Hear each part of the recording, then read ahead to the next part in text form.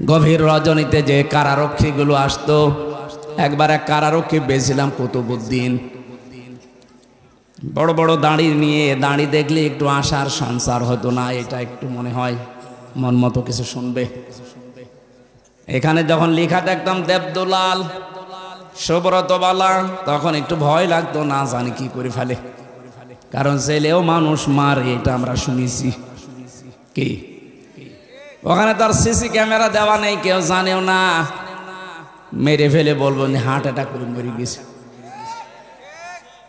চিন্তা করলাম কি করা যায়, দেখি এই কুতুব ভাইকে, দাড়ি যখন বড় আছে আর কুতুবউদ্দিন লিখা, কিছু না হোক ইমান আছে। উনি নিজেই আমাকে ডাকলেন রাত 12:30টার পর। আমি নিজে কোরআন শরীফ পড়ছিলাম, আমাকে বলছে হুজুর শোনেন, যে আয়াতটা পড়ছিলেন এই আয়াতটা আমিও জানি, এর বাস্তব আমি নিজে দেখেছি। কি দেখলেন? শহীদ মীর কাশেম আলীর নাম শোনেননি? এ লোকটার যখন ফাঁসি হবে মাত্র 3 ঘন্টা বাকি আছে, ওই দিন আমার দায়িত্ব ছিল। ওনাকে যে বললাম স্যার মাত্র 3 ঘন্টা সময় আছে, আপনি প্রস্তুতি নেন না কেন? শহীদ মীর কাশেম আলী রহমতুল্লাহ আলাইহে উনি ডাক দিয়ে বলছে, আল্লাহর বান্দা কুতুব ভাই 3 ঘন্টা তো অনেক সময়, এক কাজ করেন, আমি 2 ঘন্টা ঘুমিয়ে গেলাম, 1 ঘন্টা আগে আমারে জাগিয়ে দেবেন। দেখলাম ঠিক উনি ঘুমিয়ে পড়েছে। 2 ঘন্টা পরে ওনারে জাগালাম, গোসল করলেন, অজু করে নামাজ আদায় করে একটা কফি বানালেন, 2 জন খেলাম। এরপরে আমারে বলছে আমি প্রস্তুতি নিয়েছি, শাহজাহান জল্লাদকে ডাক দেন, চলেন। মনে হচ্ছে উনি শ্বশুর বাড়ি যাবে। আমারে বলছিল হামজা ভাই, এতে কঠিন পরিস্থিতিতে যার 3টা ঘন্টা পরে ফাঁসি হবে, সে নিজেও জানে যে দুনিয়ার জীবন শেষ আজকে, আমার মাত্র আর 3টা ঘন্টা আমার জীবনে বাকি আছে। সে 2 ঘন্টা ঠিক আরামে ঘুমিয়ে গেল, ওর ঘুম আসলো কি করে? আমি বলছি হ্যাঁ, যে আয়াত পড়লাম এই আয়াতটা আমি নিজে বাস্তবে তার জীবনে দেখতে পাচ্ছি। আল্লাহ পাক জানিয়েছে যে তার জীবনটা পবিত্র করতে পারবে। ইয়াকুলুনা সালামুন, ফেরেশতারা তার সামনে এসে বলবে, আল্লাহর বান্দা শান্তি তোমার উপরে বর্ষিত হোক, উদখুলুল জান্নাহ, ওই যে জান্নাত দেখতে পাচ্ছ, তাড়াতাড়ি যাও, ওখানে প্রবেশ করা লাগবে। সূরা হামিম সাজদার ওই আয়াতটা এর সাথে মিল আছে। যারা আল্লাহকে রব বলার পরে সত্যি সত্যি যত ঝড় ঝাপটা আসুক না কেন, যারা টিকে থাকতে পারে তাদের ঈমান বিক্রি করে না। অনেকে কায়দা কৌশলে সম্মান দিচ্ছে। আমি একটা গল্প পড়েছিলাম, আমার দাদা বলছিলেন, এই যে হাজ্জাজ বিন ইউসুফ নামে একটা লোক, এই লোকটা জালেম ছিল, এত জুলুম করেছিল, মানুষ তার নামই দিয়েছে জালেম। পেয়াদারা একদিন বলছে, বাদশাহ আপনার জন্য তো রাস্তাঘাটে যাওয়া যায় না, মানুষ শুধু আপনাকে গালি দেয়। ও বলছে, গালি কে দেয় আমি নিজে শুনবো। ছদ্মবেশ নিয়ে বাইরে গেছে, বানানো দাড়ি, বানানো চুল, বানানো জুব্বা নিয়ে বাইরে যে একটা গ্রাম্য লোকের সাথে দেখা। লোকটা বলছে, ওই বাদশাহ হাজ্জাজ বিন ইউসুফ, এই লোকটা কেমন? ও তো জালেম।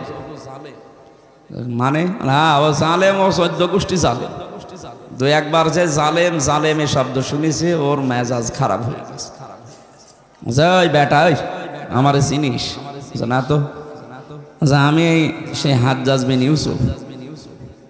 ও চিন্তা করছে আমার তো মাথা থাকবে না, আমি যা বললাম। ডাক দিয়ে বলছে, বাদশাহ আপনি কি আমাকে চেনেন? বলছে, না তো। আমি এই গ্রামের ওই লোক যার মাসে 2 দিন মাথা খারাপ হয়, আজকে তার পয়লা দিন। তুই পাগল,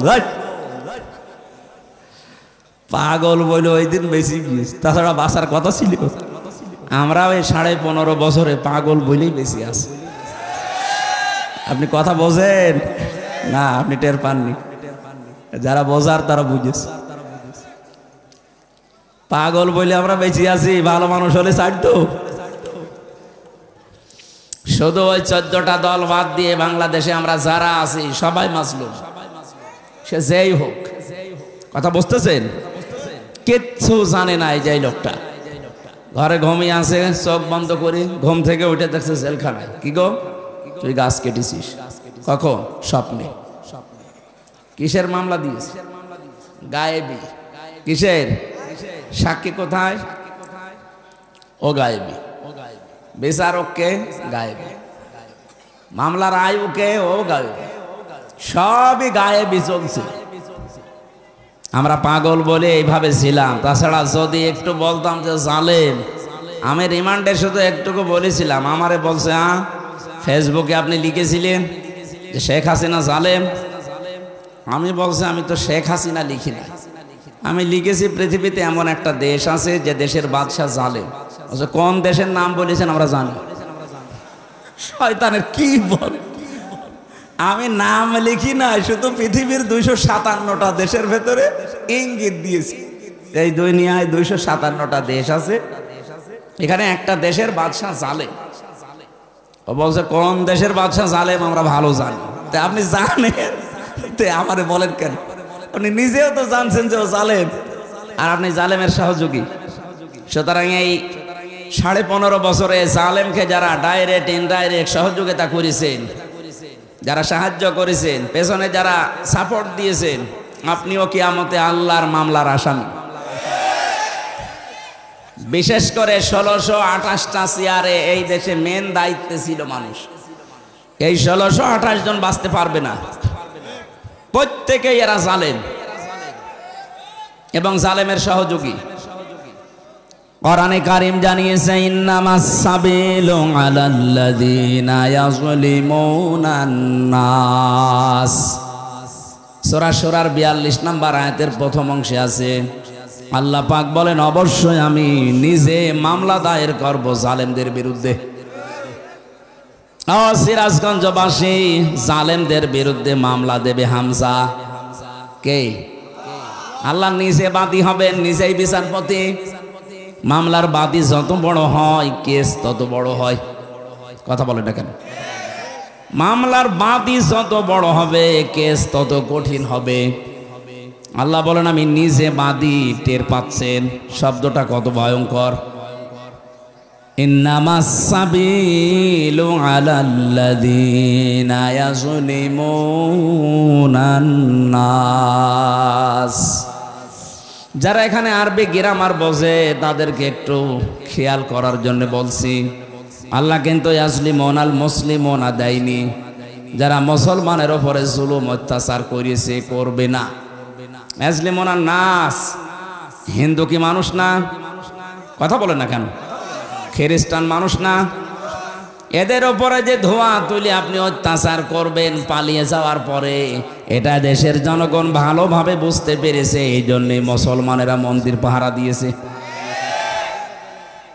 আমিরে জামাত ডাক্তার শফিকুর রহমান ঘোষণায় দিয়েছে দেশে মসজিদ যেমন পাহারা দেওয়া লাগে না, মন্দিরও পাহারা দেওয়া লাগবে না। আমরা খুব ভালোভাবে বুঝেছিলাম আপনি পালিয়ে যে শান্তিতে থাকতে দেবেন না, মাঝে মাঝেই নতুন নতুন ইস্যু তৈরি করবেন। করেছেন তাই কি যা শুরু করেছিলেন, আমার তো মনে হচ্ছিল যদি গোপালগঞ্জে ওই দিন না পিটানি খেত তো ইস্যু আরো তৈরি হইত। আর্মি এমন পিটানো পিটিয়েছে, এমন জায়গায় দিয়েছে যে দেখানোর জায়গা নেই। ওই কয়েকদিন আমি শুনেছিলাম গোপালগঞ্জ থেকে ঢাকা আসার জন্যে দাঁড়িয়ে আসলে 1000 আর বসে আসলে 300। বসে আসার মতো কায়দা রাখেনি, এই কারণে একটু ঠান্ডা আছে। তাছাড়া ওদের যা চরিত্র, কি শুরু করে নাই, প্রতিটি নতুন তৈরি করে কি তৈরি করেছিল দেখেনি। 15.5 বছর আপনার দাবি কোথায় ছিল? হঠাৎ করে মাটি ফুঁড়ে উঠলেন আর বলে আমরা আনসার। কিসের আনসার? আপনি 43,000 আনসার নিয়োগ দিয়েছে, তার ভেতরে 32,000 সব গোপালী। বাংলাদেশে এখনো 64টা জেলা আছে, আমরা কি ঘাস কাটছি নাকি ঘোড়ার? ওরা এমনি ওইটা করে না, ওদেরকে লাগানো হয়েছিল। পিটানি খেয়ে ঠান্ডা হয়ে গেছে, একটা একটা করে দিন যায় আর একটা করে নতুন নতুন ইস্যু তৈরি করে। কয়েকদিন আগেও একটা ব্যর্থ হয়েছে, যে ট্রাম্পের ছবি নিয়ে জুতা মারবি, আর তামাম দুনিয়া দেখবে যে বাংলাদেশে যারা আছে তারা ট্রাম্পের বিরুদ্ধে। ট্রাম্প তখন আমার হাত ধরে বলবে চট করে ঢুকে পড়ো। আমরা অত পাগল শামসুদ্দিন না। কি আপনি ডালে ডালে বেড়াচ্ছেন, আমরা পাতায় পাতায় আছি। সতর্ক খুব। এখন কিন্তু উহুদের ময়দান চলছে বাংলাদেশে। না আমি পেছনে আওয়াজ পাচ্ছি, সমস্যা কি? কেউ আসলে তারা বসতে দিন, কথা বলা যাবে না।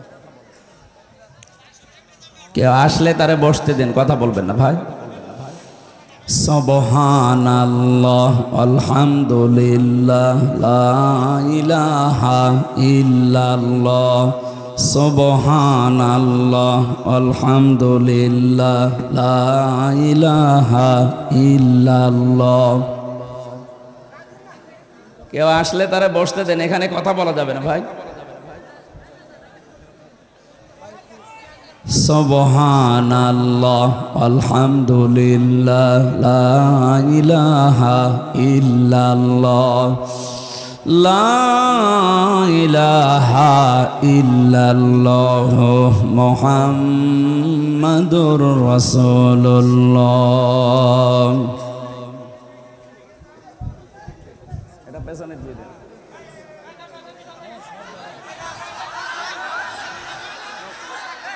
না মানে এটা নামে দেন, ওই পেছনে দিয়ে দেন।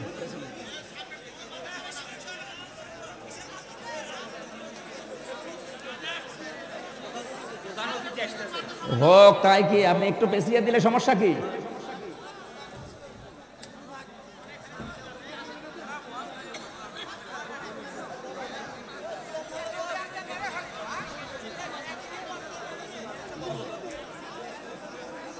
মানে একটু আগে আসতে পারেনি,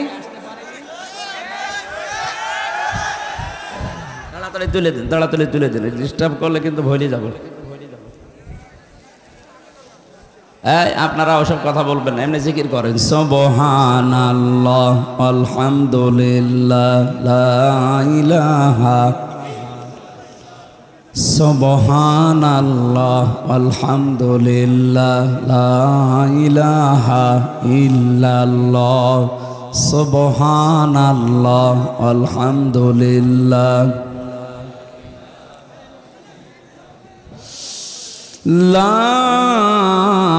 ইলাহা ইল্লাল্লাহ মুহাম্মাদুর রাসূলুল্লাহ। আমার ভাইরা,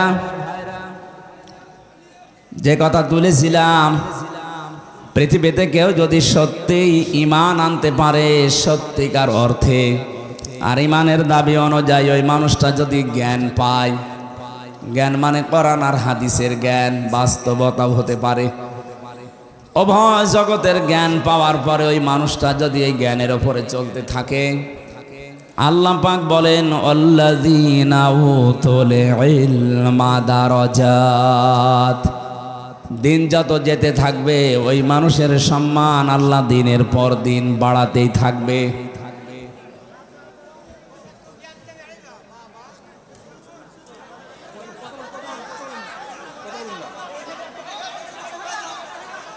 বসুন বসুন বসুন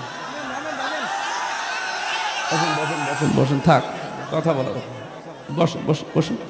এখানে দাঁড়িয়ে আছেন কি? বসুন বসুন।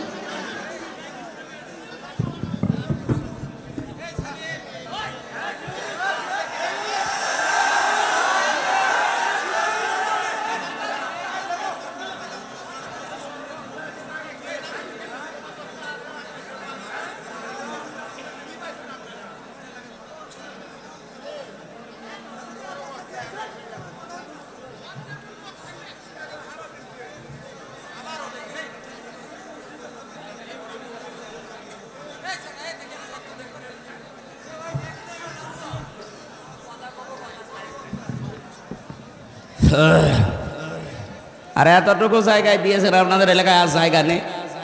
হ্যাঁ, মিলাদ দিলেও তো এই জায়গায় হয় না। আপনি তাফসীর মাহফিল দিয়েছেন এখানে, এত মানুষকে এখন বসতে দেবেন কোথায়? আর বারবার তো এভাবে বলা যায়, মানুষকে অপমান করা। জায়গা দিতে পারেন, নিয়ে আসেন কেন?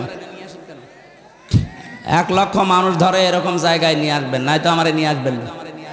এত ডিস্টার্ব হলে আমি গতানুগতিক কথা বলি না, যেখানে যা বলি প্রত্যেকটা কথা থেকে অন্তত শিক্ষা বের করি। তো শিক্ষা বের করতে আমার মাথা ঠান্ডা থাকা লাগবে না। 12 বাপের 13 ছেলে বসে আছে, এমনি এদের এক একজনের এক এক রকম মেজাজ। এ ঠান্ডা করতে যদি আমি নিজে ঠান্ডা হয়ে যাই, কথা বলা যাবে না। যে এখানে দাঁড়িয়ে আছেন, জায়গা পেয়েছেন, এখন কিচ্ছু করার নেই, জায়গা তো আর বড় করা যাচ্ছে না। ওইভাবে দাঁড়িয়ে থাকেন, বসে থাকেন, দরকার দূরে যেয়ে শুয়ে পড়ে, কিন্তু কথা বলবেন না। আমি হাত পা ধুয়ে বলছি ভাই কথা বলবেন। আরে আমার মনে হয় জীবনে আমরা এই শেষ।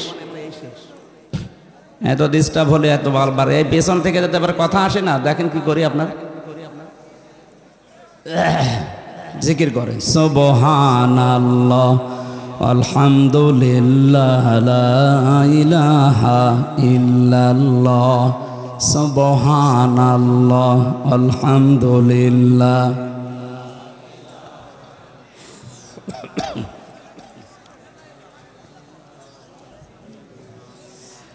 লা ইলাহা ইল্লাল্লাহ মুহাম্মাদুর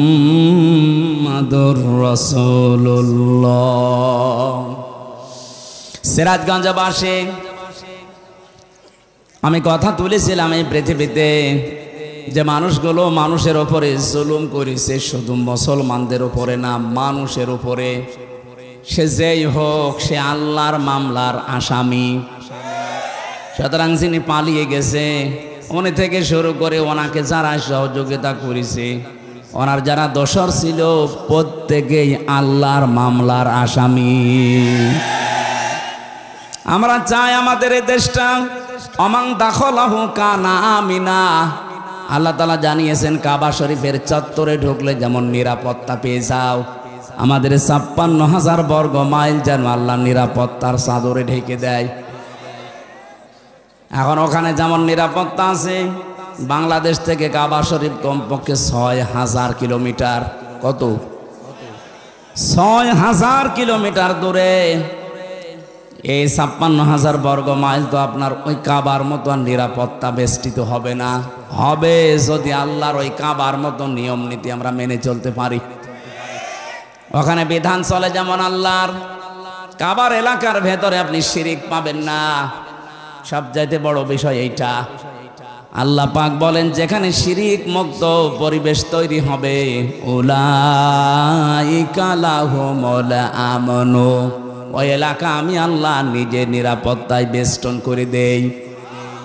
তারা আমি আল্লাহর কাছ থেকে নিরাপত্তার চাদর পাওয়ার হকদার। নিরাপত্তা দিতে পারে শুধুমাত্র কে? ছিল 15.5 বছর আমাদের নিরাপত্তা। চাচা এরশাদ তো মরে গিয়ে বেঁচে গেছে, বলেছিল বাইরে থাকলে গম, ঘরে থাকলে খুন। কি কঠিন অবস্থায় ছিলাম। যাই হোক, এখন যাই হোক আছে, আমরা চাই এ দেশটা যেন আরো নিরাপত্তার চাদরে ঢেকে যায়। এটা ঢেকে যাওয়ার জন্য যে শর্ত আল্লাহ দিয়েছে, মালিকের ওই শর্ত মানা লাগবে।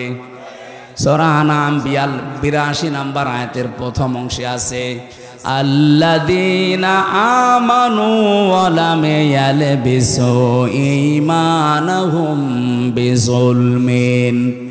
আল্লাহ পাক বলেন যারা ঈমান আনবে আর ঈমানের ওই দাবির ভেতরে কোনো শিরিক, কোনো জুলুম মিশ্রণ করবে না, আমি আল্লাহর পক্ষ থেকে তারা নিরাপত্তা পেয়ে যাবে। আমরা চাই কাবার এলাকার মতো, কাবার চত্বরের মতো বাংলার এই ৫৬,০০০ বর্গ মাইল যেন নিরাপত্তার চাদরে ঢেকে যায়। আমরা নির্দ্বিধায় চলাফেরা করতে চাই। মনের ভেতরে আল্লাহ বাদে যেন আর কারো কোনো ভয় কাজ না করে, এরকম একটা দেশ আমরা চাই না। বলেন বলেন। আল্লাহ গ্যারান্টি দিচ্ছেন। এই নেতাদের কথা যদি আমাদের বিশ্বাস হতে পারে যে ওনারা যা বলছে এগুলো মেনে নিলে আমরা শান্তি পাবো, আল্লাহ পাক ১৫০০ বছর আগে গ্যারান্টি দিয়েছেন, ফামাং তাবিআ হুদায়া ফালা খাউফুন আলাইহিম ওয়ালা হুম ইয়াহজানুন। আমার পক্ষ থেকে মাঝে মাঝে হেদায়েত যাবে, সর্বশেষ হেদায়েত যেটা তার নাম কোরআনে কারীম, কিয়ামত পর্যন্ত এইটা ফাইনাল, এরপরে আর আসবে না। এটাকে যদি তোমরা অনুসরণ করতে পারো, অনগত্য করে দেখাতে পারো জীবনের প্রতিটি ক্ষেত্রে, আমি গ্যারান্টি দিয়ে দিলাম, গ্যারান্টি দিচ্ছে হামজা কে, ফালা খাউফুন আলাইহিম, কোনো ভয় থাকবে না, কোনো চিন্তাও থাকবে না। আমি ভয়ের বাস্তবতা লক্ষ্য করেছিলাম, কোন মানুষ যদি সত্যি আল্লাহর বিধান পেয়ে দৃঢ় থাকতে পারে, আল্লাহকে রব বলার পরে যদি টিকে থাকতে পারে তার বিধানগুলো নিয়ে, পৃথিবী যত কঠিন হোক না কেন, আল্লাহ পাক বলেন সব চাইতে বড় কঠিন সময় ওই লোকটার মরণের সময়, ওই সময় আমি আল্লাহ ফেরেশতা নাজিল করে সাহায্য করব। সূরা হামিম সাজদাতে আল্লাহ ঘোষণা দিয়েছেন, ইন্নাল্লাযীনা ক্বালু রাব্বুনাল্লাহু সুম্মা ইসতাকামু তাতানাজ্জালু আলাইহিমুল মালাইকা। অবশ্যই যারা এই কথা বলতে পারে যে আমাদের রব আল্লাহ, আর এই কথার উপরে যারা টিকে থাকতে পারে, টলমল করে না, ছিটকে চলে যায় না, যে মানুষগুলো টিকে থাকতে পারবে রব আমার আল্লাহ এই কথার উপরে, তাতানাজ্জাল, এটা মোজারে, বর্তমান ভবিষ্যৎ, প্রেজেন্ট ফিউচার, মালাকুন না দিয়ে আল্লাহ মালাইকা বহু বচন দিয়েছেন। ওই লোকটা যদি বিপদে পড়ে, আমি আল্লাহ নিজে বলছি তারে হাজার হাজার ফেরেশতা দিয়ে সাহায্য করছি, করব। সব সময় সবচাইতে ভয়ঙ্কর সময় তার জীবনে যেহেতু মরণের সময়, মরণের সময় পর্যন্ত ফেরেশতারা তার কাছে এসে যখন ও আষাঢ় খেয়ে বিছানায় পড়বে, মরণের বিছানায়, আল্লাযীনা তাতাওয়াফাহুমুল মালাইকাতু তাইয়্যিবিনা ইয়াকুলুনা সালামুন আলাইকুম উদখুলুল জান্নাহ। ফেরেশতারা চারিদিকে দাঁড়িয়ে বসে ওয়েলকাম জানাবে আর বলবে, আল্লাহর বান্দা, তাইয়্যিবিন মানে শুধু পোশাকের পবিত্রতা না, তাইয়্যিবিন মানে শুধু দেহের পবিত্রতা না, চিন্তা চেতনা আকীদা, তার কর্মজীবন, বাস্তব জীবন, প্র্যাকটিক্যাল লাইফ, পুরাটা যখন পবিত্র করে বিছানায় পড়ে যাবে, মরণের বিছানায়, আল্লাহ পাকের ফেরেশতারা এসে তার কাছে বলবে, বান্দা সালাম, শান্তি, তুমি যা করেছো তোমার জীবন আমরা দেখেছি, উদখুলুল জান্নাহ, ওই যে জান্নাত দেখা যাচ্ছে ওইটার ভেতরে তুমি প্রবেশ করবা। আমি তো এদের বাস্তব চিত্র দেখেছিলাম আমার এই 3 বছরের জেলের জীবনে।